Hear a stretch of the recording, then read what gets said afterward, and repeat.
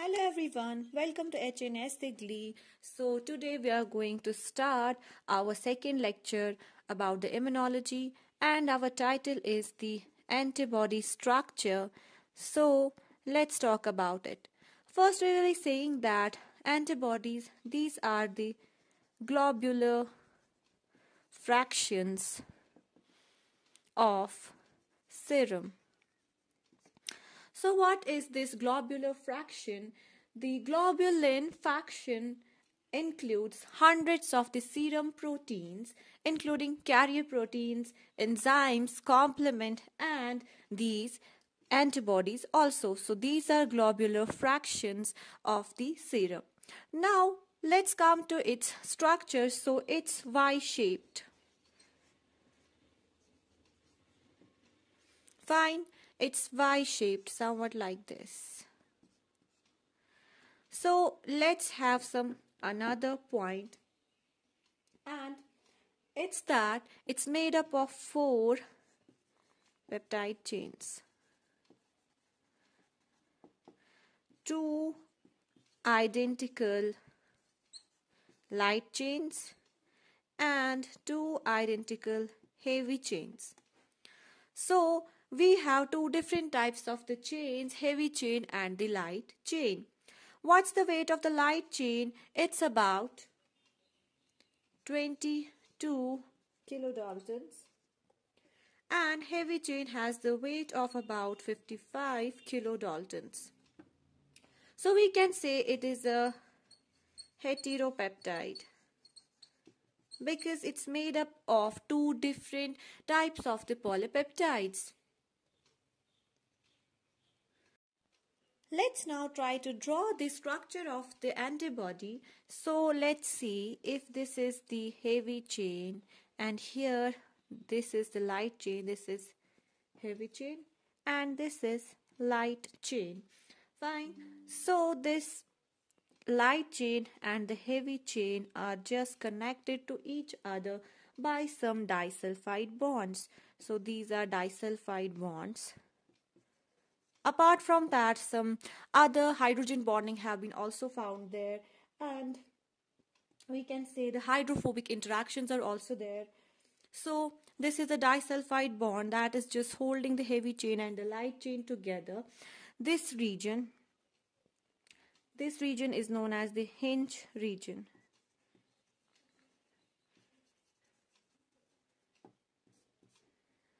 As we all know that the antibodies are the proteins, and in proteins we have 2 terminal ends. One is known as the N-terminal and another is known as the C-terminal.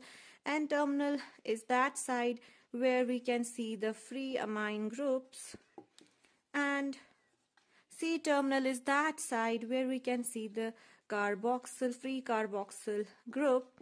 So here also we can denote this is the N-terminus and this is the C-terminus. This is the N-terminus and this is the C-terminus, right? As I said that the heavy chain and the light chain are just connected to each other, we can just represent it by writing the HL twice, because heavy chains are 2 in number and they are identical, whereas light chains are 2 in number, they are identical. So we can write as HL twice. That's the heavy chain, light chain, and it's the dimer. If we will talk about the disulfide bond, their position and number doesn't remain same for the different antibodies. It just goes on varying. So position and the number of the disulfide bonds vary according to the different antibodies. Let's now see in detail the different regions of the heavy chain, light chain. We are again drawing this antibody. As I told you earlier, this is the light chain, this is the heavy chain, here is the hinge region, there is a disulfide bonds present that are connecting both the regions. This is the N-terminal, this is the C-terminal. Now let's see the different regions of these chains.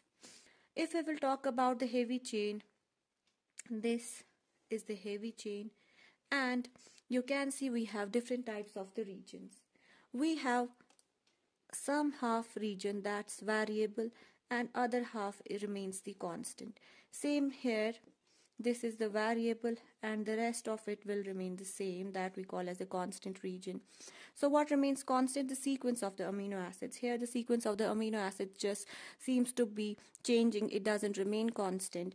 Same is the case with the light chain. We will have some region that will be varying. This is known as the variable region, and other half will remain constant. It's the constant region. Here also variable region and the constant region is present. It has been found that from the N-terminal site, there is sequence of 110 amino acids. I'm talking about both the chains, for both chains. And this 110 amino acids has been found that the sequence of the amino acids is not similar, is not same for all the antibodies. It keeps on changing. So we call it the V region, or we can call it the variable region. If we have to denote the variable region for the heavy chain, we can denote it by VH. It means the variable region of the heavy chain. Whereas to denote the variable region of the light chain, we can denote it by VL. It represents the variable region of the light chain. We can say that it's due to the presence of these two regions, the antibodies have got the property of specificity.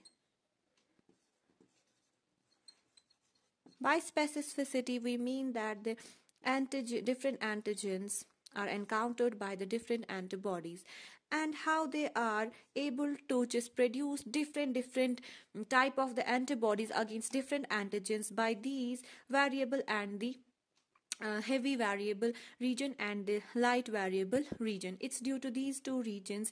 It has the property of the specificity, that specific antibody will bind to some specific antigen. If we will talk about these variable regions, we see that among this variable region, if this is the variable region of the light chain, or if this is the variable region of the heavy chain, among these 110 amino acid sequences, we have found that there are some more regions where most of the variations occur, and we call them as the hypervariable regions. Hypervariable regions. These regions lie within the variable regions, and these are also known as the CDRs. So by CDRs we mean the complementary determining regions. Fine. These are actually the antibody binding sites. Antigen binding sites. Fine. So the region within the variable region, that's hypervariable, are known as the CDRs, and these are the antigen binding sites. So this was all about the variable region. The rest of the region remains the constant, and we call it as the constant regions. So constant region of the light chain will be denoted by Cl, and constant region of the heavy chain will be denoted by Ch. If we will talk about the nature of the antibodies, so we can say that antibodies are glycoproteins. That means these are the proteins, but some carbohydrates are also attached to it. That means these proteins will just go to ER first, and there they will undergo a process known as the glycosylation. That means the addition of the carbohydrate moiety to the protein. Why they undergo this glycosylation? There must be a reason for it.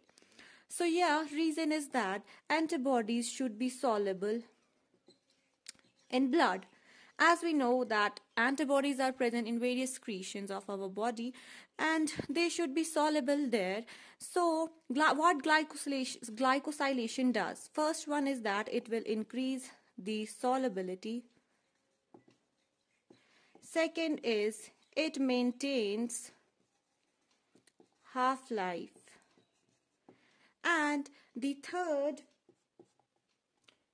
one is the most important. It helps actually in increasing the interactions of antibodies with different proteins. We will say about the antigens. Hence, they undergo the process of glycosylation.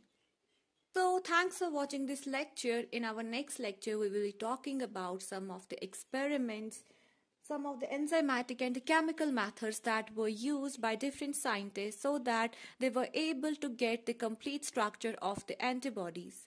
Stay tuned.